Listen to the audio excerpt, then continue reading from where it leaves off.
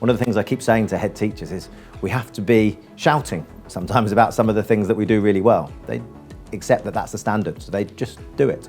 And sometimes we have to do that, and I think that underpins the kind of modest, humble nature of the trust and just people doing a great job.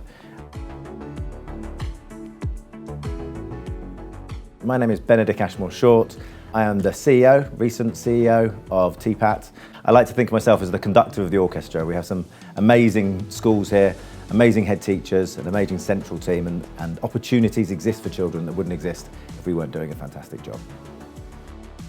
TPAT is a family of schools and we're quite outward looking, we're quite outward focused. We support the community in its widest sense. We actually support a number of other local schools with inclusion and support. If there are students who are living locally, living round the schools, that we do our absolute best to fully include them, to give them a broad and balanced curriculum, to make sure that they fit into society and that they fit into the school community.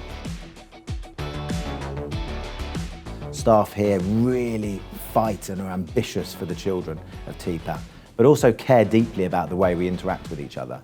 You are encouraged to bring your own character into the school.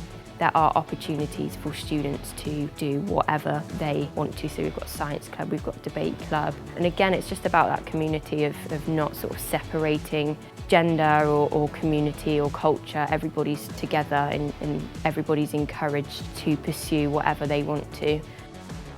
I think education in the widest sense encompasses all of that. So it's not just students sat in classrooms following the national curriculum, passing GCSEs, passing A-levels. I mean, they're important, but it's about actually the students that we have in our TPAT Trust leaving us as well-rounded individuals who are able to move forward in the careers that they aspire to.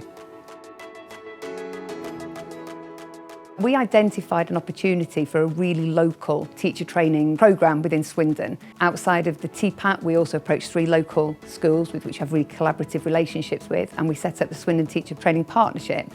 So wherever the trainees are placed, not only will they have an excellent mentor, but every classroom that they're going into and working with, they've got kind of a mentor in every room, and it's a mentor that's got proven success, a really positive sense between the staff that makes it very encouraging, very supportive. We're in a very fortunate position here at Red Oaks because we are literally on the doorstep of Abbey Park, and most, though not all, of our children transfer next door. So things like science labs that our children don't have access to, cookery rooms, woodwork, all of those exciting things the children are looking forward to in secondary school. Also helps them to sort of know their way around a secondary school. Even if it's that they're not transferring to Abbey Park, it's that whole experience of being in a secondary school environment, having to find your way around, being with bigger children. It just makes the whole model much smoother. That wouldn't be possible without that collaboration.